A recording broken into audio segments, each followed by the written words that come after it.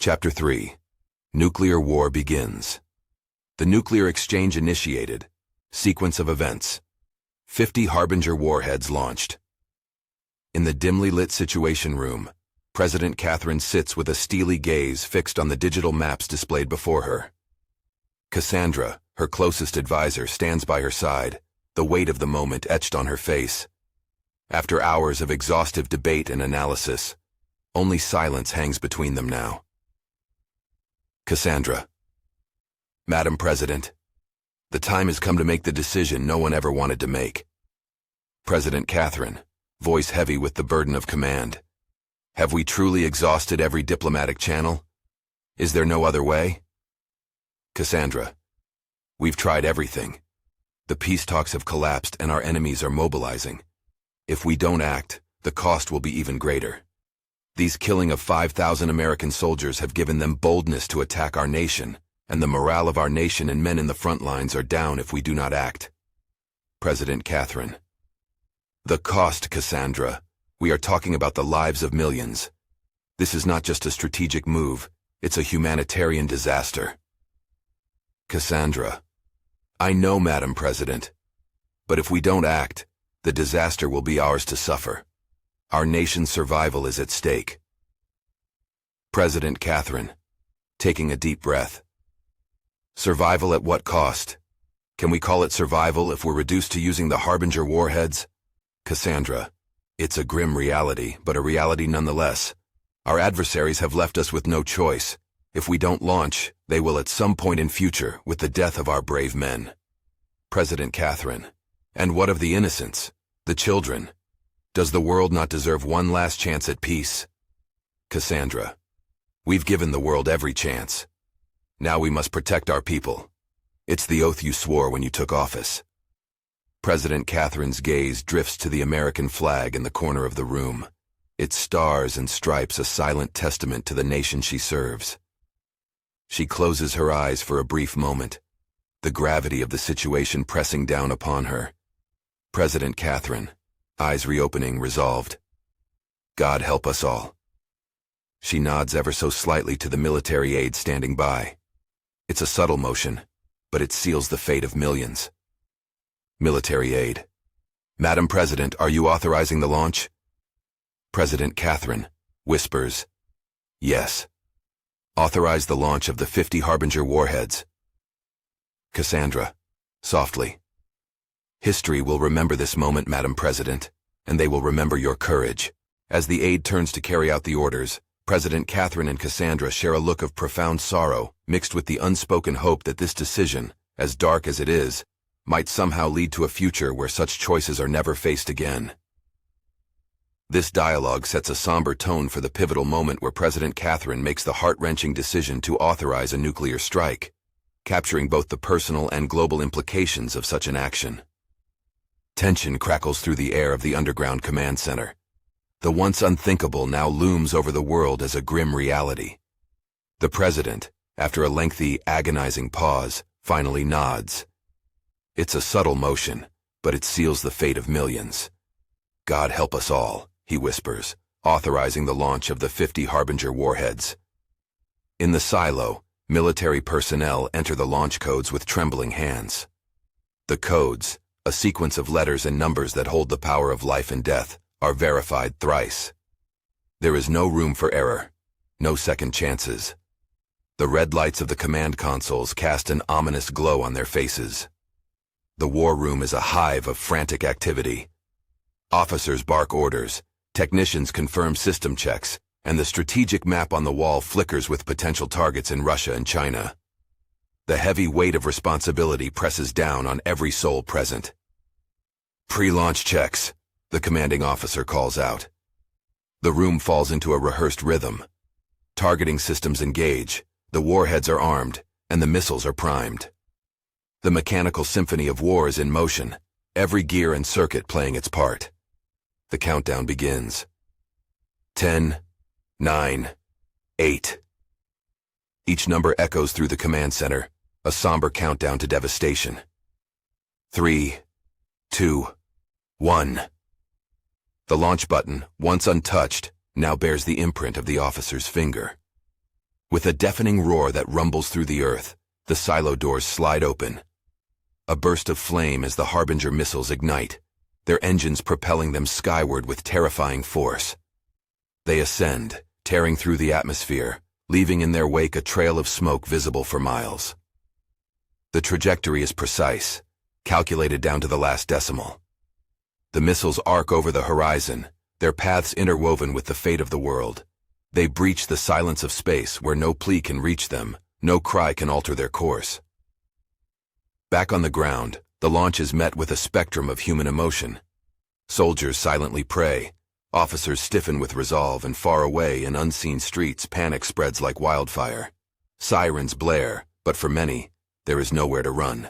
Russia and China, caught in the crosshairs of retaliation, scramble to respond. Interceptors are launched, a desperate bid to swat the harbingers of doom from the sky. The world holds its breath, waiting to see if the nightmare can be averted. News of the launch spreads like a shockwave. In capitals across the globe, leaders reach for their phones, for any line of communication that might undo what has been set in motion.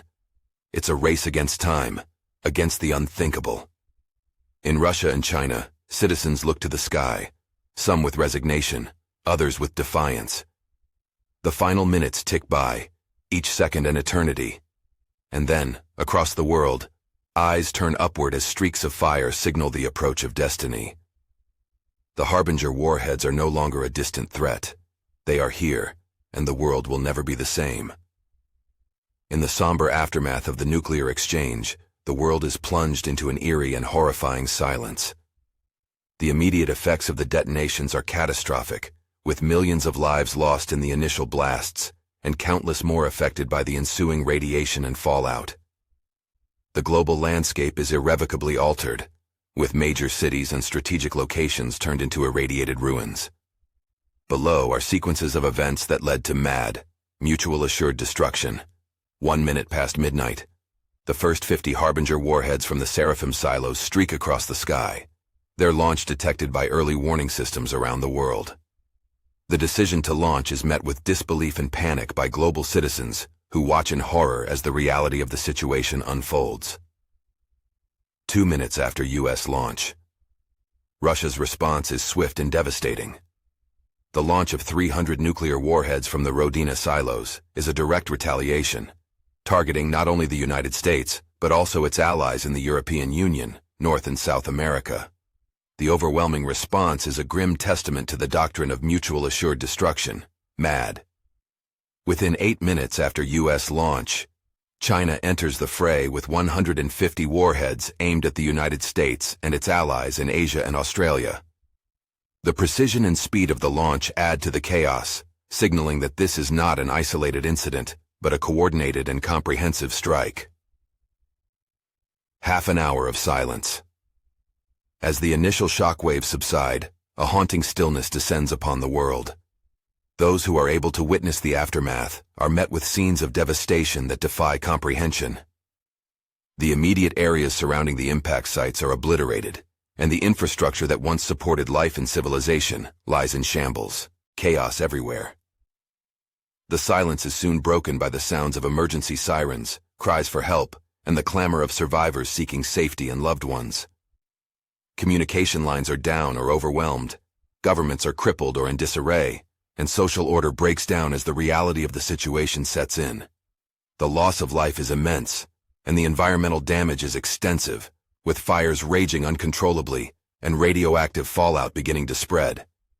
In the hours and days that follow, the full extent of the tragedy becomes apparent. The global political landscape is forever changed, with power structures collapsed and nations struggling to cope with the immediate needs of their populations. The long-term effects of the nuclear exchange, the radiation sickness, the ecological damage, the climate changes, will unfold over the coming years, defining the new reality for the survivors. This catastrophic event sets the stage for the post-apocalyptic world in which the novel, Mad Unleashed, The Cataclysm of World War III, Book 1, is set. The characters' journey through this devastated landscape, their struggle to survive, and their quest for hope and renewal are at the heart of the story. The nuclear exchange is the pivotal moment that reshapes humanity's future, and the novel explores the resilience and determination required to rebuild in the face of such monumental loss and destruction. Russia retaliates. 300 yet unknown secret weapon with hypersonic cable nuclear warheads launched by Russia towards European cities in the Americas. The world is still reeling from the sight of the Harbinger missiles clawing their way into the heavens when a chilling alert sounds across the global defense networks. 2 minutes have barely passed, a heartbeat in the timeline of nations when Russia retaliates. From the depths of the Rodina silos, hidden and spread across the vast expanse of the country, a new horror rises. Tense dialogue between President Mikhail Ivanov and General Viktor Sokolov as they prepare to launch their secret weapon in retaliation. President Mikhail Ivanov. General Sokolov, the Americans have crossed a line with their Harbinger strike. Our response must be swift and decisive. General Viktor Sokolov. Mr. President, all preparations are complete. The yet unknown project is at your command. President Mikhail Ivanov. The world as we know it is about to change, General. Are we certain there's no other way? General Viktor Sokolov. We have explored every diplomatic channel, sir. They've left us no choice. Retaliation is the only language they'll understand now. President Mikhail Ivanov. And the targets? Are they confirmed? General Viktor Sokolov. Yes, sir. European cities aligned with America and key locations on the American continent. The hypersonic cable nuclear warheads will reach them within minutes, undetectable until impact. President Mikhail Ivanov. Innocents will suffer, Victor. This is not just a military strike, it's a cataclysm. General Viktor Sokolov. It is a heavy burden, but our nation's survival is at stake. They have forced our hand. We must protect Russia's future. President Mikhail Ivanov pauses, takes a deep breath. The weight of this decision. It will haunt us forever. History will remember this day as the moment peace was shattered beyond repair. General Viktor Sokolov. We stand ready, Mr. President. Your order will be carried out with precision. President Mikhail Ivanov. Resigned. Then let it be so. Launch the yet unknown. May God have mercy on us all. General Viktor Sokolov. By your command. Initiating launch sequence. The room falls silent, save for the beeping of the launch console as coordinates are confirmed and the final keys turned. General Viktor Sokolov. Launch sequence activated. Warheads are airborne. May they bring an end to this conflict. President Mikhail Ivanov. For the sake of our people, I pray you're right, General. For all our sakes. Europe and America. Screens flash with the stark reality of an incoming barrage. 300 hypersonic warheads, their capabilities largely unknown and their speed unparalleled, are now cutting through the sky with merciless precision. The Russian launch is a display of raw power, a thunderous declaration that they will not stand idle. The warheads are not just numerous, but agile, engineered to outmaneuver the defenses that stand between them and their targets. They streak across the sky, faster than any missile defense system can track. Their multiple, independently targetable re-entry vehicles, MIRVs, destined for coordinates spread like a deadly constellation across the Western Hemisphere. In European capitals, alarms blare, echoing through the ancient streets. Governments enact long-rehearsed emergency protocols, urging their citizens to seek immediate shelter. The air is thick with fear and confusion as people scramble, knowing that time is a luxury they no longer possess. Across the Atlantic, the American continent braces for impact. From the bustling cities of the North to the vibrant towns of Central America and the diverse landscapes of Latin America, the threat is indiscriminate. The United States, which had unleashed the first salvo, now faces the grim reality of a counterstrike on a scale never before seen. In the war rooms, personnel are frozen, gripped by the magnitude of what is unfolding. The screens show a web of trajectories, each one a potential catastrophe, each one a story of what might have been. Despite the technological prowess of the American military, the hypersonic warheads slip through the radar nets, mocking the hubris of those who thought they could contain such power. Interceptor missiles, launched in a desperate attempt to blunt the assault, find themselves outpaced and outmaneuvered. As the warheads near their destinations, the world stands on the brink of devastation. The leaders who had gambled with the fate of humanity now watched the consequences unfold, helpless to stop the tide they had set in motion. And as the first reports come in of hypersonic impacts in remote corners of Europe, the reality sets in. This is no longer a show of force or a strategic move in the great game of nations. This is war, unleashed and uncontrollable, where the only certainty is destruction. China retaliates. As the world grapples with the unfolding catastrophe, the Long March bunkers, shrouded in secrecy within the heart of China, come to life. A mere 8 minutes after the America's Harbinger launch, the ground trembles with the raw power of another fearsome retaliation. The Chinese have entered the fray, unleashing 150 hypersonic nuclear warheads, each one a harbinger of death and destruction. Certainly, here's a dialogue that captures the gravity of the Chinese retaliation. President John Yu Chen. General Feng, the Americans have launched their harbingers. The die is cast, and the world watches. What is the status of the Long March bunkers? General Wei Feng. Mr. President, our forces are on standby. The 150 hypersonic nuclear warheads are primed. We can reach all designated targets within minutes. President John Yu Chen. This is a somber day, General. The consequences of this action will echo through history. Are you certain our defenses are secure? General Wei Feng. Our homeland security is at maximum readiness. But the offensive, it is a severe response. Are we resolved to walk this path? President John Yu Chen. Resolution is a luxury afforded before conflict. We are now in the realm of necessity. The American aggression cannot go unanswered. They threaten not just us, but the balance of global power. General Wei Feng. Indeed, Mr. President. Our targets include American bases, their allies in Japan, Australia, and across Asia. This retaliation will send a clear message. President John Yu Chen. And the innocent lives, the civilians at these sites? General Wei Feng. Collateral damage is, unfortunately, a grim reality of war. Every effort has been made to minimize it, but the primary objective is to neutralize the threat. President John Yu Chen. With a heavy heart. Then it is with a grave heart that I give the order. Launch the warheads. Let it be known that China stands strong against any who threaten her sovereignty. General Wei Feng. As you command, Mr. President. Initiating launch sequence. A series of commands are exchanged, and the weight of the moment settles over the room. General Wei Feng. Launch sequence complete. The warheads are en route. President John Yu Chen. May history remember that we did not choose this war, but neither did we shy away from it.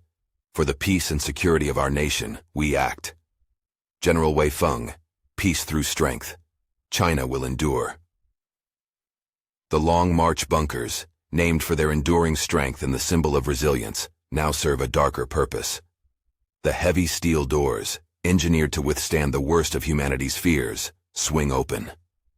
From within these fortified depths, the missiles emerge, carried aloft on pillars of fire and fury. The launch sequence is a masterclass in precision and technological prowess. Chinese military personnel execute their orders with a chilling efficiency, their faces set in grim determination. As the hypersonic warheads ascend, they quickly breach the atmosphere, their sleek forms designed for speed and evasion, making them nearly impossible to intercept. The warheads, each equipped with multiple independently targetable re-entry vehicles, MIRVs, fan out across the sky. Their targets, a list of allies that have stood with America, including Japan, Australia, and key strategic points across Asia. The message is clear. No one allied with the aggressor is safe. In Japan, the iconic Mount Fuji stands silent against a backdrop of chaos. Warning systems blare across the country, from the neon-lit streets of Tokyo to the tranquil gardens of Kyoto. The Japanese, long prepared for natural disasters, now face a man-made calamity of unprecedented scale. Australia, the land down under, finds itself looking up as the sky betrays them. The vast outback, the bustling cities along the coast, all are under threat. Australians, far from the historical theaters of war, now find the front lines have come to them. Across Asia, American bases and allies enter a state of lockdown. Soldiers don their gear, civilians seek shelter, and leaders make desperate calls for ceasefires. their voices lost in the cacophony of impending doom. The devastation that follows is beyond imagination. The hypersonic warheads arriving with terrifying speed leave little chance for evasion or response. The impacts are like the hammer of gods, unleashing energy that sears, flattens, and annihilates with a ferocity that nature itself cannot match. Cities that stood as testaments to human achievement are reduced to ash. Landscapes that have cradled civilizations are scarred beyond recognition.